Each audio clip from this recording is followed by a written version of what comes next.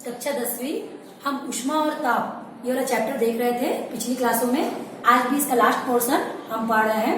पिछली क्लासों में हमने देखा था गैसों में, हमने पिछली क्लासों में देखा था ऊष्मा के कारण द्रव में और ठोसों में किस तरीके से प्रसार होता है, किस तरीके से हम टेम्परेचर बढ़ाते चले जाते हैं तो ठोस का या फिर द्रव का आयतन बढ़ते चले जाता है।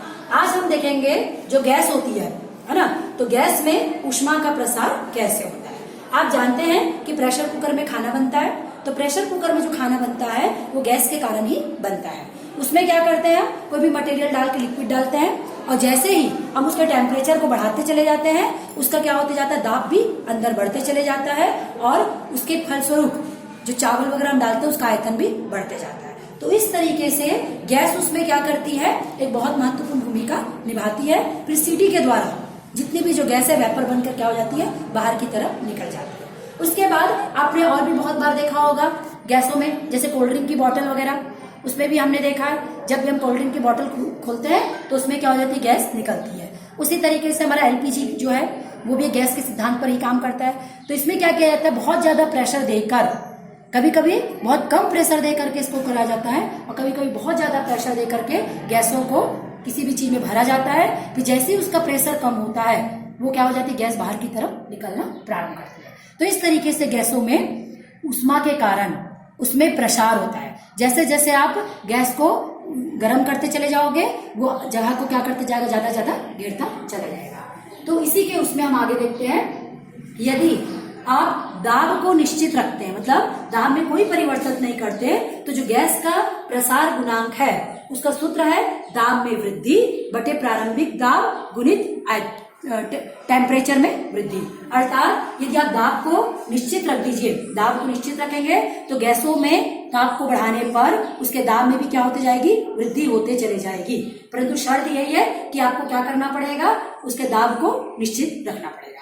ठीक है, तो उसका आयतन भी क्या होते चले जाएगा, बढ़ते जाएगा। जैसे कि लिक्विड वाली बात करते हैं कोल्ड ड्रिंक की, है ना, पहले छोटी सी बोतल में रहती है, जैसे ने आप दाब को बढ़ाया या दाब को आपने रखा था या बोतल के अंदर थी, पर जैसे हम ढक्कन खोलते हैं तो दाब बढ़ते चले जाता है और जो आयतन बढ़ने के कारण लिक्विड क्या हो जाता है, पूरा का पूरा बाहर आते चले जाता है। उसी प्रकार हम देखते हैं नियत आयतन पर, यदि आप आयतन को निश्चित रख दें, है ना, आयतन को यदि आप निश्चित रख दें तो उसमें जो प्रसार गुणांक है उसमें क्या हो जाएगा, गैसों का जो प्रसार गुणांक है वो दाब में बढ़ेगा और आयतन में क्या होगा, प्रारंभिक आयतन गुणित टेम्परेचर में वृद्धि। ये सूत्र आपके बुक में दिया हुआ है, आप वहां से भी इसको कंसल्ट कर सकते हैं।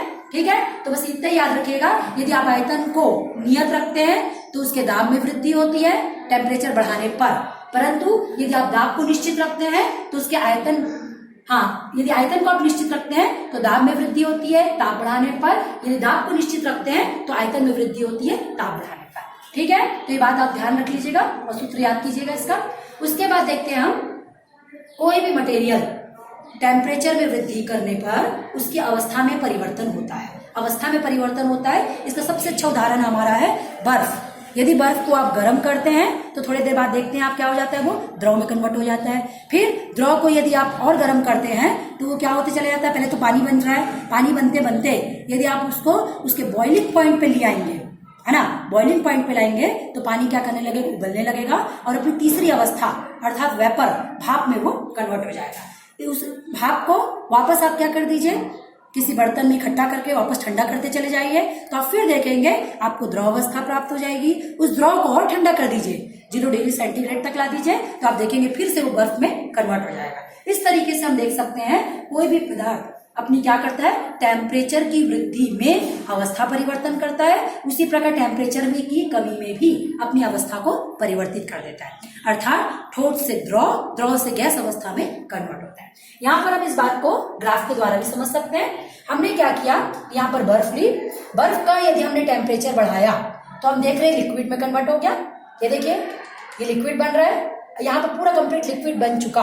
अब लिक्विड को हम क्या करते चले जा रहे हैं, गर्म करते करते करते करते इतना गर्म कर दिया कि अपनी अवस्था को परिवर्तित करना प्रारंभ कर दिया। अब हम इसको उबालने के बिंदु तक ले आते हैं, तो जब हम उबालने के बिंदु तक लाते हैं तो धीरे धीरे वो गैस में कन्वर्ट होकर पूरा का पूरा पानी क्या हो जाता है, वाष्पित हो जाता है।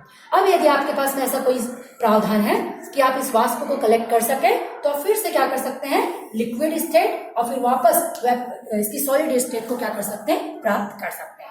अर्थात टेम्परेचर को बढ़ाने पर, उसमें ताप में वृद्धि करने पर आपको क्या होगा, ठोस द्रव गैस, और टेम्परेचर को कम करने पर वापस गैस द्रव और ठोस में कन्वर्ट होगा। ठीक है, तो यहाँ तक का आप देख करके समझ लीजिएगा। ये चैप्टर यहाँ पर समाप्त हो रहा है। इस चैप्टर का प्रश्न उत्तर मैं आप लोगों को भेज दूंगी। इसमें यदि कोई प्रॉब्लम होगी तो आप जरूर मुझसे पूछ सकते हैं।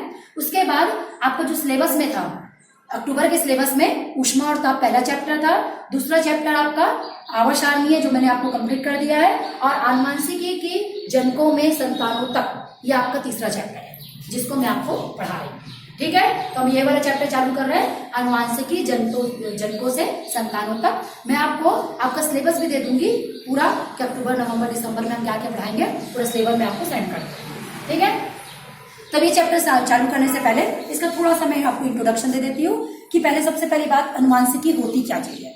अनुवांशिकी आपने नाम से ही सुना होगा, अनुवांशिक गुण। अब क्या होता है, आपने देखा होगा कुछ चीजें आपके माता पिता से मिलती है, कुछ चीजें आपके दादा दादी से मिलती है, कुछ चीजें आपकी नाना नानी से मिलती है।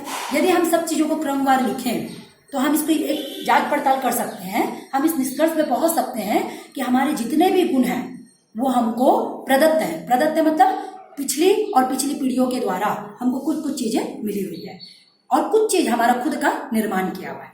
तो गुण क्या होते हैं, दो प्रकार के होते हैं। एक तो हमको क्या होता है, अपने पूर्वजों द्वारा प्राप्त होते हैं, उन्हीं को हम आनुवांशिक गुण होते हैं, और कुछ गुण जो हम अपनी कार्यकी के द्वारा खुद डेवलप करते हैं। ठीक है, तो हम यहाँ पर आनुवांशिकी गुणों के बारे में ही बात करेंगे, परंतु आनुवांशिक गुण हम केवल पौधों के बारे में ही बात करेंगे। अब यहाँ पर पौधों में मेंडल नामक वैज्ञानिक ने बहुत अच्छा काम किया था, जिसके लिए इनको बहुत सारे पुरस्कार भी मिले, और इनकी जो प्रणाली है वो आज तक हम पढ़ रहे हैं।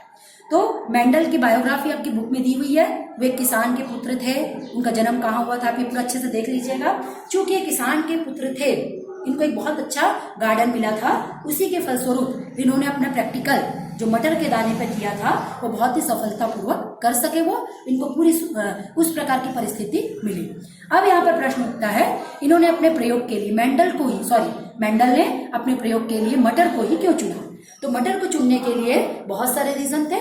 सबसे पहली बात, जो मटर है वो एक वर्षीय प्लांट है, एक वर्षीय पौधा है, एक वर्ष में हमको कई रिजल्ट उसके देखने को मिल सकते हैं। उसके बाद जो मटर था उसमें कई गुण, 6 से 7 गुणों की हम क्या कर सकते हैं, जांच पड़ताल कर सकते थे।